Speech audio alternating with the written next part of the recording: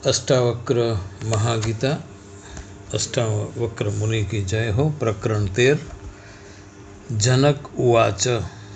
जनक जी कहे छे, आत्मा सिवाय कंई पण नथी तेवा ज्ञानथी, आत्मा सिवाय कंई ज अस्तित्वमां नथी, कंई पण न होवाथी प्राप्ति थती मानसिक स्वस्थता शांति कौपीन धारण करवाथी पण दुर्लभ छे।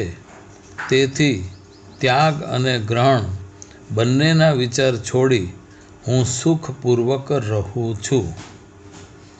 अकिंचन भवम स्वास्थम कौपीनत्वे अपि दुर्लभम, अस्मात् त्यागादेन विहाय अहम यथा सुखम आसे। आ अध्याय में जनकजी सहज त्यागनी बात करे छे, त्यागरूपी क्रियानी नहीं। संन्यास रूपी कर्मनी बात नहीं करता, लेवायेल के अपायेल संन्यास समझावता नहीं, पण स्वरूप में जागवा रूपी संन्यासनी बात समझावे छे। अंतम आश्रम में प्रवेशवानुं कहता नहीं, पण आत्म स्वरूपनी स्वस्थता एज शांति छे एवुं सूचवे छे। जनकजी पर पूर्वे आक्षेपो थया हता कि हे जनक, तू तो भोग विलास में महलों में रहे छे, ते शेनो त्याग कर्यो छे? त्यागीना પડદા पाछळ तू तो भोगी चूक्यो छो। आवो कोई आक्षेप के आरोप सहज सुंदर समाधान अत्रे रजू थयुं छे। आत्मा सिवाय कंई ज नथी, ते ज्ञान कौपीन करता पण दुर्लभ छे अने स्वस्थता के शांतिप्रद छे।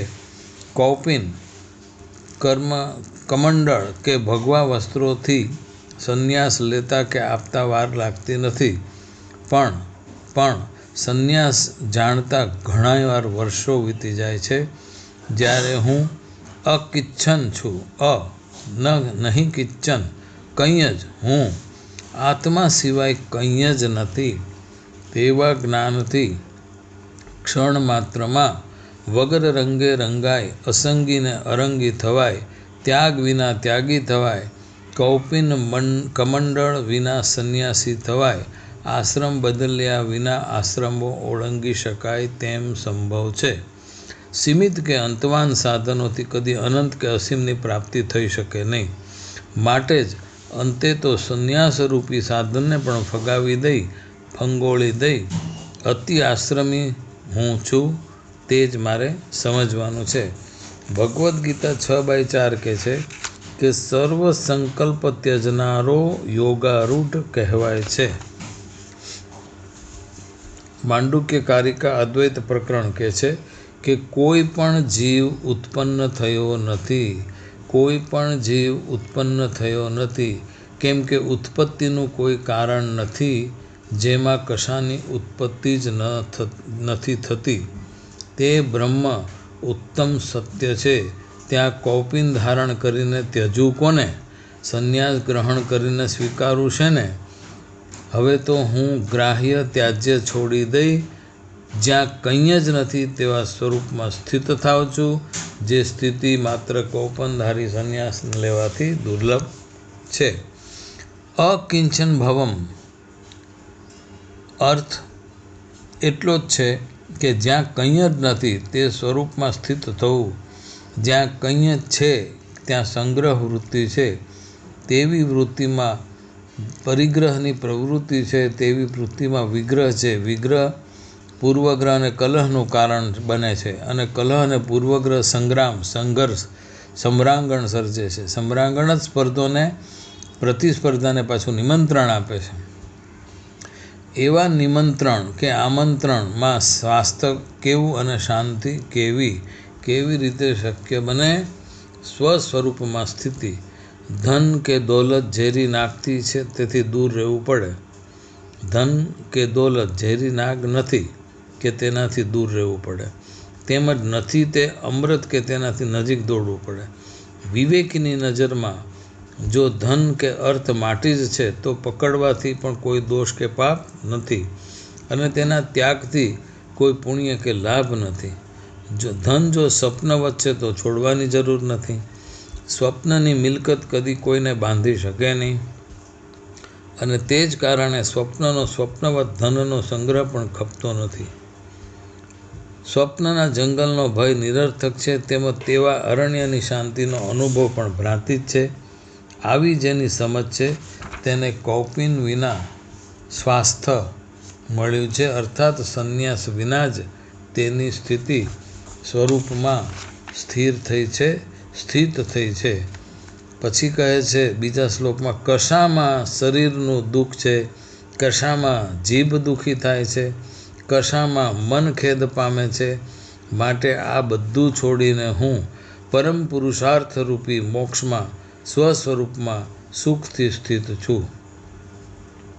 કુત્ર અપી કાયસ્ય ખેદઃ, કુત્ર અપી જીહા ખિદ્યતે, કુત્ર અપી મનઃ તત ત્યક્ત્વા પુરુષાર્થે સુખ શાંતિઃ.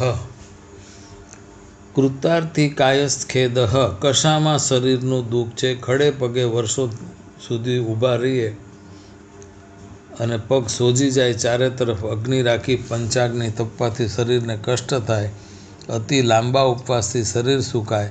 આમ અનેક પ્રકારે શરીર દ્વારા થતી તપશ્ચર્યા શરીરને માત્ર દુઃખ જ પહોંચાડે છે. તત્વજ્ઞાનીઓ તો સ્વયં શરીરને જ રોગ ગણે છે.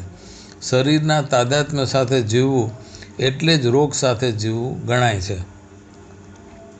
અહીં કહ્યું છે કે શરીરથી દુઃખ થાય તેનો અર્થ એ છે કે શરીરના તાદાત્મ્યથી કે મમત્વથી દુઃખ થાય છે.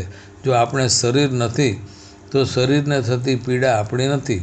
અષ્ટાવક્રજી શરીર સાથે જીવતા નથી, તે તો લેશ માત્ર દુઃખી નથી, જ્યારે જનકજી સ્વસ્વરૂપમાં સ્થિત છે તેથી સુખી છે. કુત્ર અપી ખિદ્યતે જીહા, કોઈ જીભથી દુઃખી છે. સ્તુતિ, મંત્ર, જપ, અનુષ્ઠાન આદિમાં જીભને કષ્ટ પડે છે. હવે હું તો બોલવું, જપ કરવું કે મૌન કરવું એ સૌથી ઉપરામ થઈ સ્વસ્વરૂપમાં સ્થિત છું. ત્રીજા શ્લોકમાં કહે છે, તત્વદ્રષ્ટિથી પારમાર્થિક દ્રષ્ટિએ વિચારતા કોઈ પણ કરાયેલું કર્મ ખરેખર જો છે જ નહીં, તો એ પ્રમાણે વિચાર કરીને જ્યારે જ્યારે કર્મ આવે છે ત્યારે ત્યારે તે કરીને હું સુખેથી રહું છું.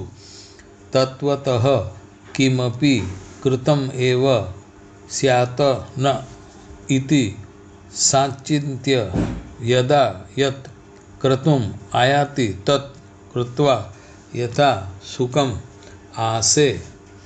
કર્મ તો વિચારની અભિવ્યક્તિ છે, વિચાર અભિવ્યક્તિ છે ઈચ્છા અને કામનાની, કામના અગર ઈચ્છા અને વાસનાની અભિવ્યક્તિ છે, તો વાસના મનનો મેલ છે, મળ છે.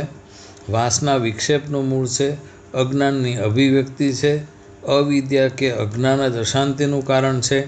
અજ્ઞાન અનાદિ જરૂર છે પણ શાંત છે, વિનાશી છે. તે જ કારણે અજ્ઞાન સત નથી. જો અજ્ઞાન સત વસ્તુ નથી તો કર્મ જે અંતે તો અજ્ઞાનની જ અભિવ્યક્તિ છે તે સત ક્યાંથી હોય? સત વસ્તુ તો માત્ર આત્મા જ છે. આત્મામાં નથી અજ્ઞાન, નથી વાસનાનું સંગ્રહસ્થાન, મન નથી વાસના, તો કર્મ ક્યાંથી હોઈ શકે? અને આત્મા સત છે પણ નિષ્ક્રિય, નિરાકાર, નિરવયવી, અશરીરી છે. તેથી તેને તો કર્મ જ નથી કે જેથી કર્મ સત હોઈ શકે. દેહાભિનવાળા યોગીને જ કર્મ અને નૈષ્કર્મ્યરૂપ બંધનના ખ્યાલો ભાવ લાગુ પડે છે, મને દેહાભિમાન રહિતને નહીં. સંયોગ વિયોગથી રહિત કોઈ કારણ એક અદ્વૈતમાં નથી. સંયોગ વિયોગ મારા સ્વરૂપમાં હતો તેમ સુખપૂર્વક હવે હું રહું છું. અહમ સંયોગાયોગ વિરહાત.